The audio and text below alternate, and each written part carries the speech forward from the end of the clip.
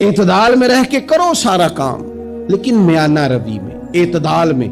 ایک قرضہ وہ ہے جو انسان مجبور ہو کے لیتا ہے، کوئی مجبوری آ گئی، کوئی تنگ دستی آ گئی، کوئی نقصان ہو گیا، ایسے مقروض کے ساتھ تو نبی پاک صلی اللہ تعالی علیہ وسلم نے نا اظہار ہمدردی فرمایا، ایسے مقروض کو مہلت دینے کا کہا ہے جو مجبور ہو کے قرض لیتا ہے۔ حضور صلی اللہ علیہ وسلم نے فرمایا اگر تم نے کسی شخص سے قرض لینا ہے اور وہ تنگ دست ہے تو تم اسے مہلت دو۔ تم جتنے دنوں کی اسے مہلت دو گے نا، اور جتنے پیسے تم نے لینے ہوں گے اتنے ہی پیسے روز اللہ تمہیں صدقہ کرنے کا ثواب عطا فرمائے گا۔ اظہار ہمدردی کیا، اور کریم ہے نا محبوب، لاجپال ہے نا محبوب، عطائیں کرنے والے ہیں نا محبوب۔ کون دیتا ہے دینے کو منہ چاہیے، دینے والا ہے سچا ہمارا نبی، اور مانگیں گے مانگے جائیں گے، منہ مانگی پائیں گے، سرکار میں نہ اللہ ہے نہ حاجت اگر کی ہے۔ حضور فرماتے ہیں ابن ماجہ میں محبوب کریم علیہ السلام کا فرمان موجود ہے، محبوب فرماتے ہیں میں مومنوں کی جانوں سے بھی زیادہ قریب ہوں، اگر میرا کوئی مسلمان مومن میرا امتی فوت ہو جائے اور اس کے ذمہ قرض ہو تو مجھ سے آ کے لے لینا، میں اپنے امتی کا قرض ادا کر دوں گا۔ اور حضور سید عالم صلی اللہ تعالی علیہ وسلم، میں پھر کہہ رہا ہوں اس میں کئی روایات آپ کے سامنے رکھ سکتا ہوں۔ حضرت ابو امامہ رضی اللہ تعالیٰ عنہ انصاری صحابی ہیں، فرماتے ہیں میں بڑا پریشان تھا اور مسجد میں بیٹھا تھا، قرض بہت بڑی اذیت ہے، مقروض قیدی ہے، صحت ہونے کے باوجود بیمار ہے، گھر ہونے کے باوجود بے گھر ہے، ساری آسانیاں ہونے کے باوجود تکلیف میں ہے چونکہ مقروض ہے، ہر وقت کی اذیت ہے، ہر وقت کی ٹینشن ہے۔ حضرت ابو امامہ رضی اللہ عنہ فرماتے ہیں میں مسجد میں بیٹھا تھا، قربان جائیں نبی کریم علیہ السلام تشریف لائے اور محبوب کے میٹھے اور مد بھرے جملے، کک سواد نہیں مشری اندر اسی کھنڈاں وی چک ڈٹھیاں، انہاں ساریاں شیواں نالوں گلاں سجن دیاں مٹھیاں۔ محبوب نے فرمایا ابو امامہ کیا بات ہے یار، یہ وقت نہیں مسجد آنے کا، اور اس وقت کے اندر میں تمہیں مسجد میں دیکھ رہا ہوں، اس وقت کیوں بیٹھے ہو؟ عرض کرنے لگے حضور مجھے قرض نے پریشان کر دیا، آزمائش میں آ گیا، حضور کیا کروں؟ تو نبی کریم نے فرمایا میں تمہیں دعا سکھاتا ہوں نا۔ حضور نے دعا سکھائی، کہا پڑھو اللہم انی اعوذ بک من الہم والحزن واعوذ بک من العجز والکسل واعوذ بک من الجبن والبخل واعوذ بک من غلبۃ الدین وقہر الرجال۔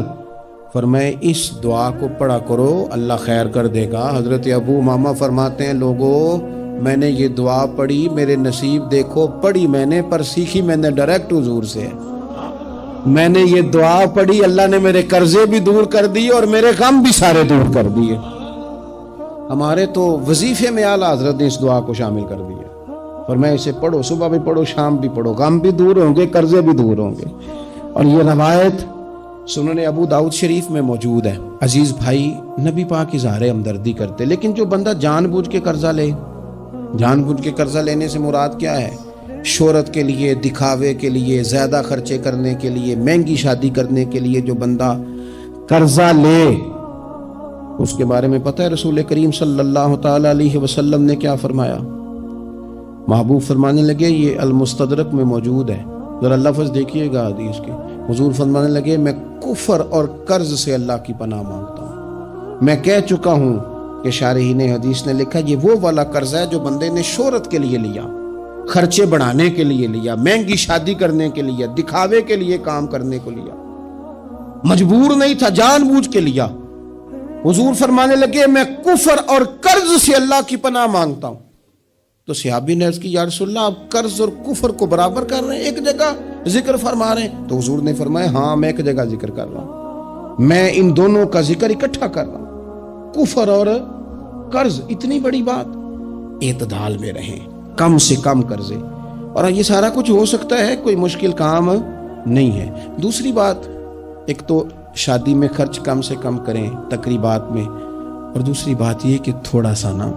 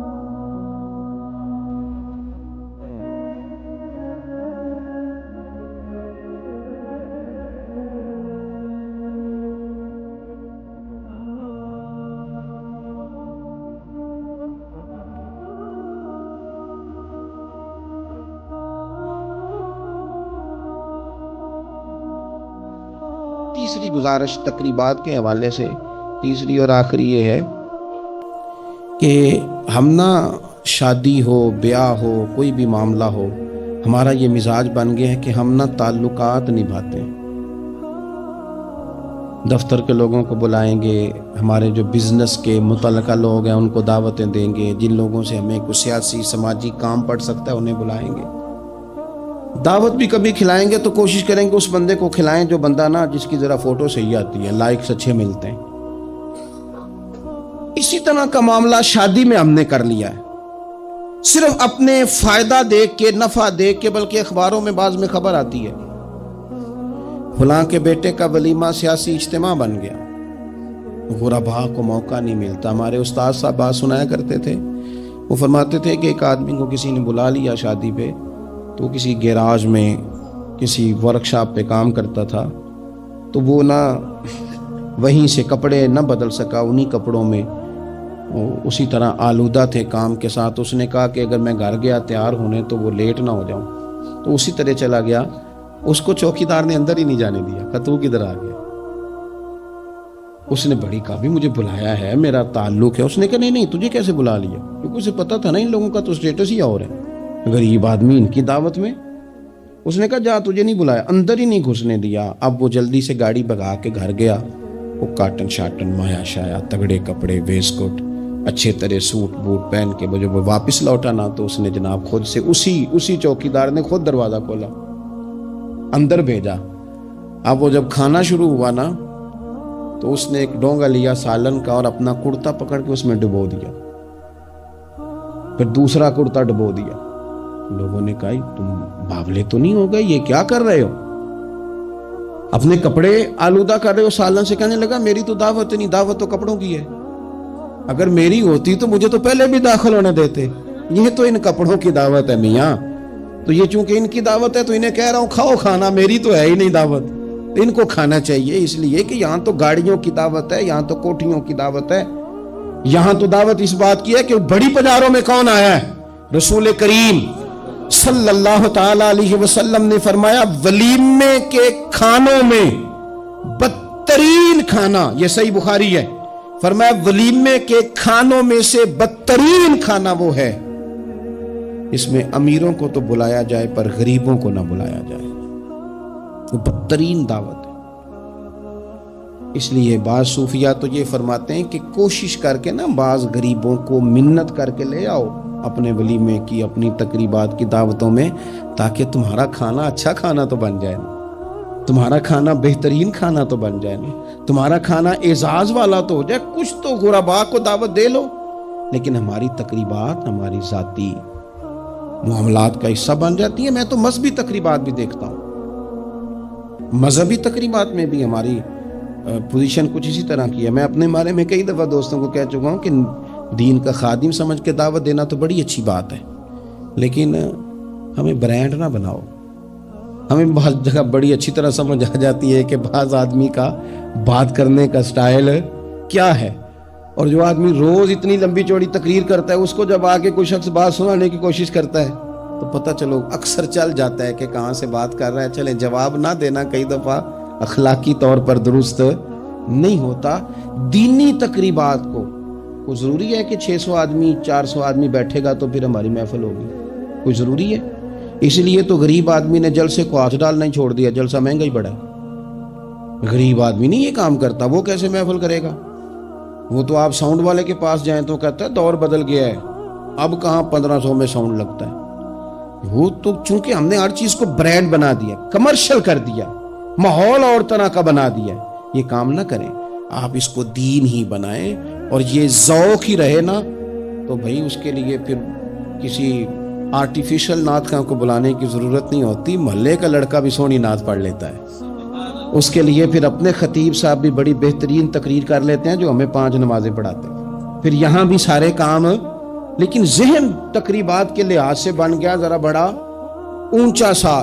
दीन अपनी ज़ाती हैसियत रखता है, अपनी तकरीबात को शुस्ता करें, संजीदा करें, साफ सुथरा करें, जितनी भी कबाहतें हैं, अखलाकी हैं, माली हैं, उनको दूर करें। हम मुसलमान हैं, मुसलमान बड़ा संजीदा सा होता है, सोना सा होता है, उसके रवैये बड़े मीठे होते हैं, उसके आने जाने के मामलात में शाइस्तगी होती है, उसे देख के पता चलता है कि ये रसूलुल्लाह का मानने वाला है, ये नबी करीम अलैहिस्सलाम का तरबियत याफ्ता उम्मत है। अल्लाह ताला।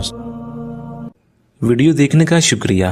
अगर आप चैनल पर नए हैं तो सब्सक्राइब कर लें और साथ ही साथ बेल आइकन पर भी क्लिक कर दें ताकि यूट्यूब हमारी हर वीडियो का नोटिफिकेशन सबसे पहले आपको भेज दे। जज़ाकल्लाह।